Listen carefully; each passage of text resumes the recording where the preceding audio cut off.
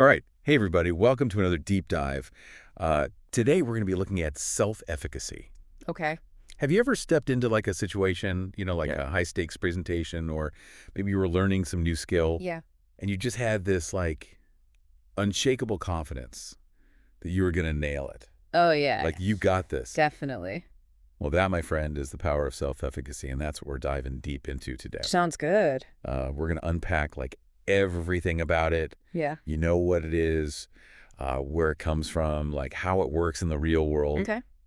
And to do that, we're going to be drawing on the work of Albert Bandura, Oh, yeah. and some other experts in the field as well. So, Cool. one thing that really struck me, I was reading about like successful novelists, right? Okay.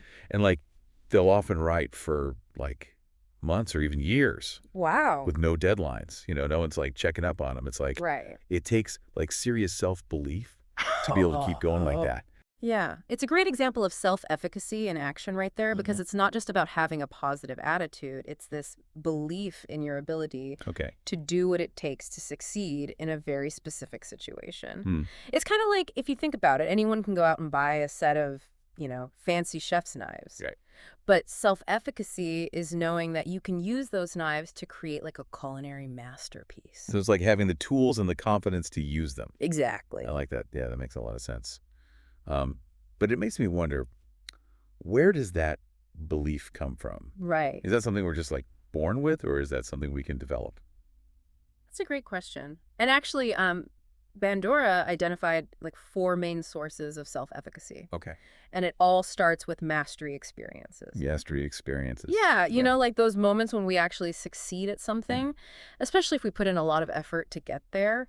So like when I finally learned how to ride a bike after falling, a bunch of times, Mm-hmm. and each time I got back on that bike, I was like a little bit more sure of myself. Exactly. And it's not just about succeeding, it's about overcoming those obstacles along the way Yeah. that builds resilience. So, Yeah. when you hit a roadblock, you don't just give up, you adapt. Okay, so actually going through the process is what builds that confidence. Exactly. Okay, that's cool. What else influences self-efficacy? So another really powerful one is social modeling, Social which is modeling. basically seeing other people succeed, especially people that we see as being similar to ourselves. Mm-hmm.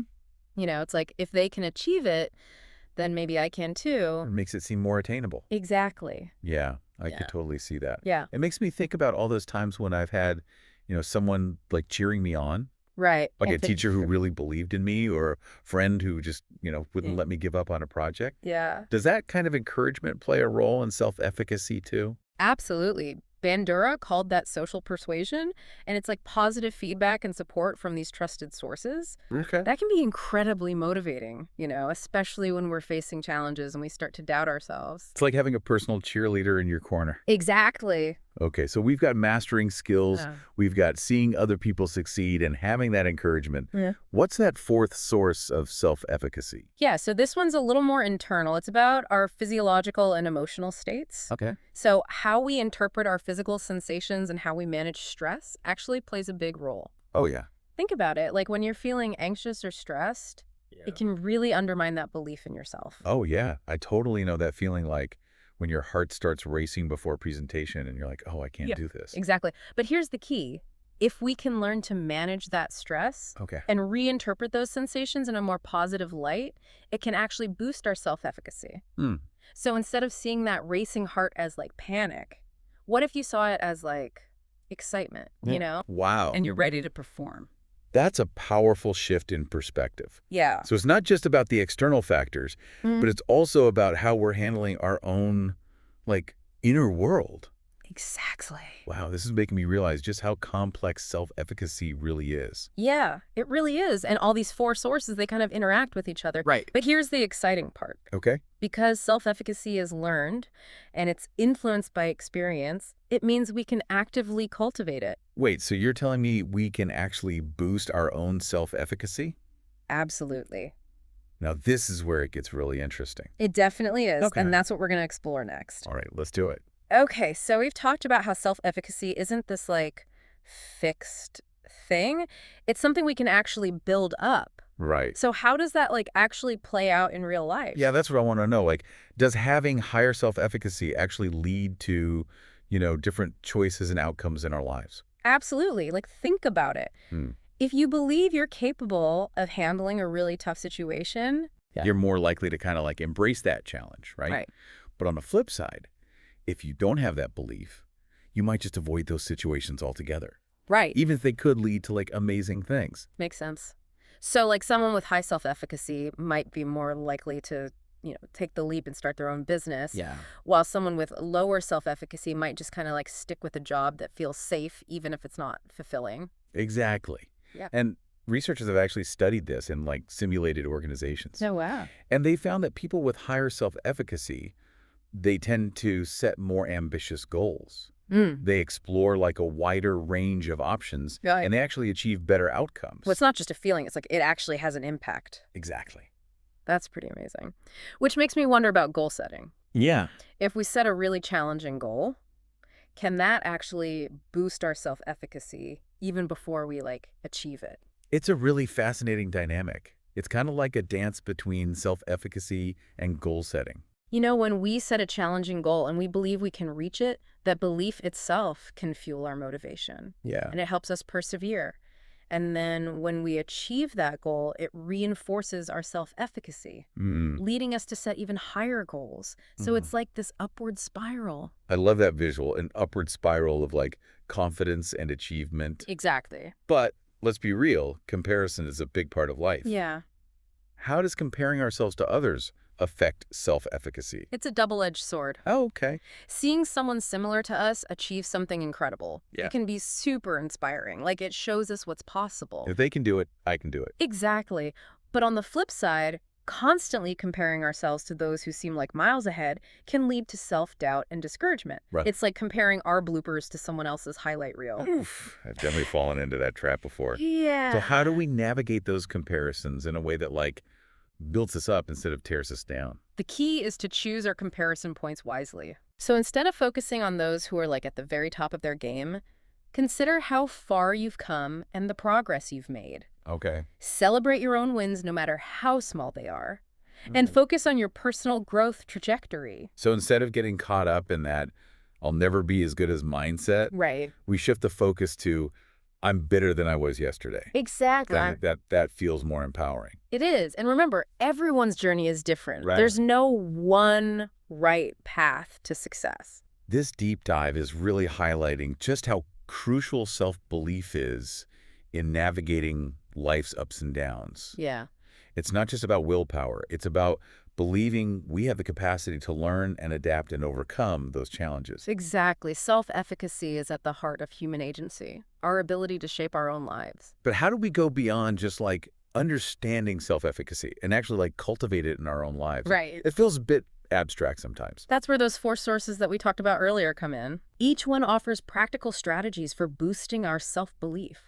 Okay, remind me how mastery experiences can help us build that self-efficacy. Sure, it's about setting realistic, achievable goals Okay. and taking action. Mm. Each step forward, even a small one, builds that sense of accomplishment Right. and fuels our belief that we can achieve even more. So break it down into like bite-sized chunks Yeah. and celebrate those small wins. Exactly. And don't be afraid to push your comfort zone a little bit. Right, Those okay. moments of like, I did it, even if it was a little scary, are incredibly powerful for building self-belief. Makes sense. What about social modeling? Yeah, I'm guessing that's more than just like watching motivational videos. it can be, but it's also about surrounding yourself with people who inspire you, people who embody those qualities you want to develop. Seek out mentors. Join communities of like-minded individuals and pay attention to how others navigate challenges. So find those real-life examples of what's possible. And remember, even observing someone struggle and then overcome those struggles can be super instructive. Absolutely. It normalizes setbacks and shows us that resilience is key. Now, social persuasion might feel a bit trickier. Yeah. We can't exactly go around asking for compliments all the time, right? Uh-huh. Right. But it's about creating a supportive environment for yourself. Okay. Seek out people who believe in you, who encourage your growth, and just as importantly, be that person for others. So it's a two-way street. Yeah, We need to both receive and give encouragement. exactly. Okay, that makes sense. Now, what about managing our physiological and emotional states? That one Yeah. feels a little more internal. This one's all about self-care. Okay, Learning to manage stress in healthy ways is crucial. right. Think exercise, mindfulness, spending time in nature. Mhm. These all play a role in regulating our emotions and promoting a sense of well-being. So if we feel good overall, we're more likely to believe in ourselves.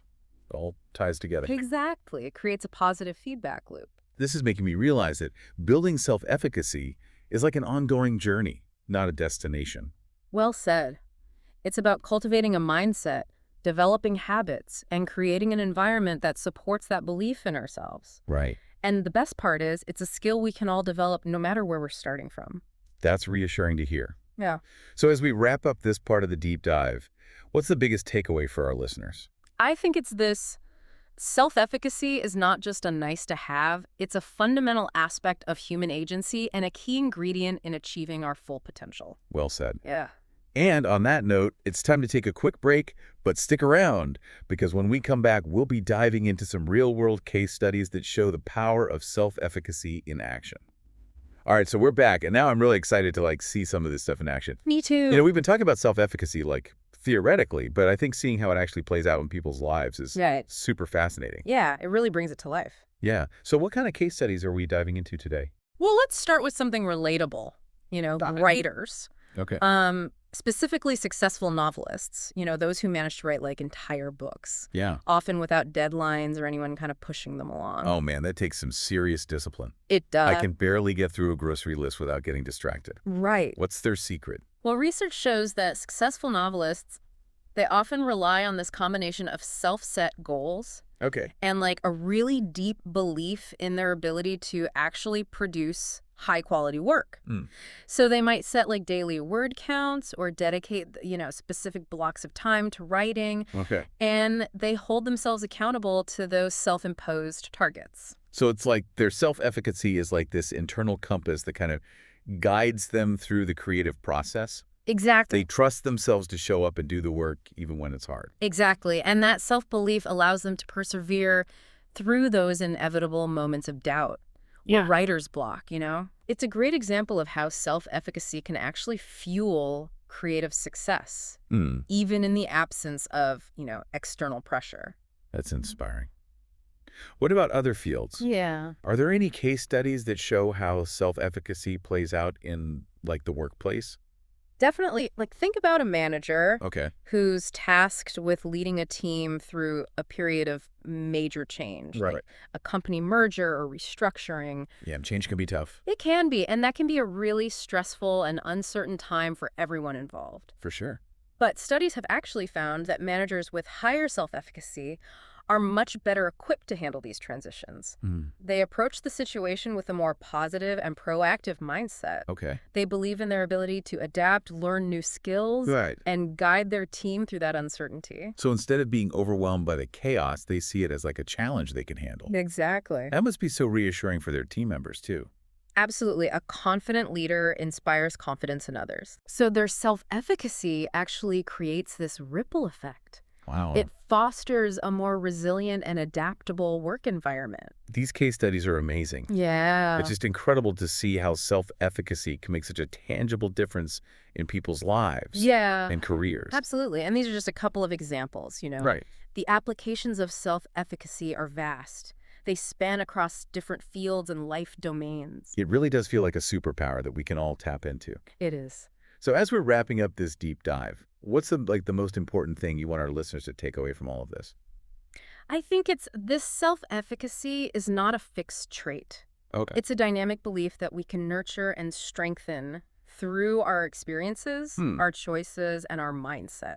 So even if we're starting from a place of self-doubt, we can still cultivate that I've got this feeling. Absolutely. And remember, it's a journey, not a destination. Right. There will be setbacks along the way. But each challenge overcome, each goal achieved, just adds to that reservoir of self-belief. This has been such an eye-opening exploration. I feel like I have a whole new understanding of self-efficacy and how to actually cultivate it in my own life. That's great. So thank you so much for sharing your expertise with us. It's been my pleasure. And to our listeners, remember, believe in yourself, embrace challenges, and never stop growing.